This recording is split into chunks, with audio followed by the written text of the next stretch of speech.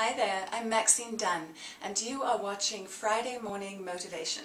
And in this video, I'm going to talk to you about silencing your inner critic. We all have one, and I'm guessing you probably do too.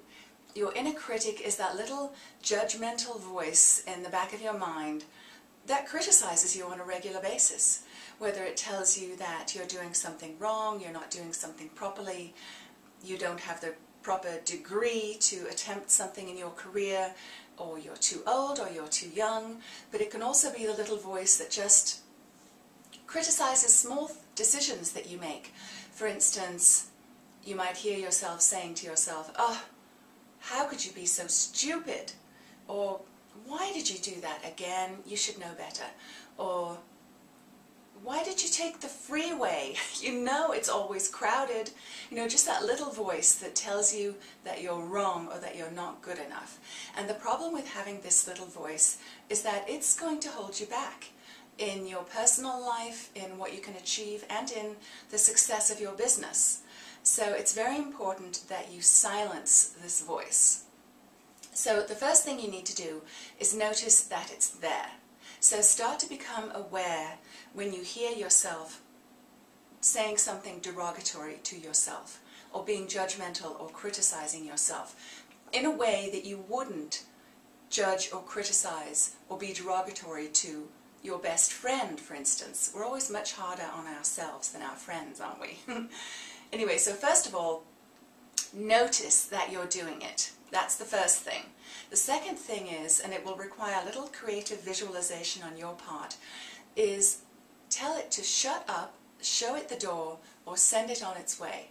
And I literally mean, as soon as you hear yourself saying something critical to yourself, say, "Oh, I can hear what you're trying to do," and you can just be quiet. "Thank you for sharing. I don't want to have anything to do with you." And then say something positive to counteract what that niggly little voice was saying. The other thing you can do is actually show it the door. And I literally mean, in your mind, walk over to the front door of your house, open the door, and say, "You can leave now. I don't need you." And then imagine that critical voice going out the door and then shut the door. Then walk back into your house, go to a mirror, and say something positive to counteract what that negative voice was saying that you just showed the door.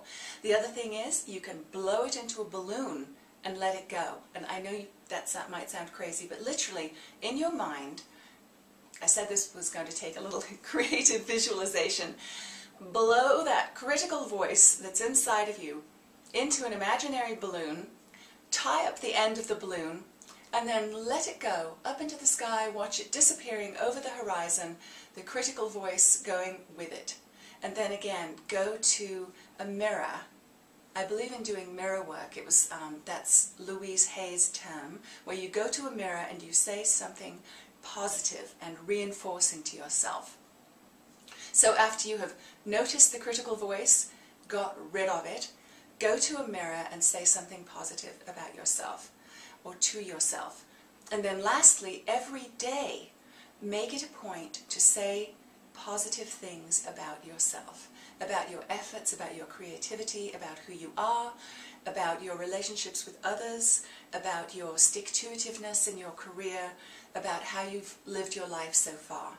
So notice the critical voice. Awareness is key, of course. Find a way to let it go, tell it to shut up, get rid of it, show it the door. And then lastly, take time each day to say positive reinforcements to yourself in the mirror. It takes some getting used to, but it works, I promise you. So I hope you found this helpful. And if you like this video, click like. And I would love for you to subscribe to my channel so you don't miss a video. And also go to my website, MaxineDunn.com, and sign up for my weekly newsletter, The Creative Business Advisor. I would love to keep in touch with you that way as well. Okay?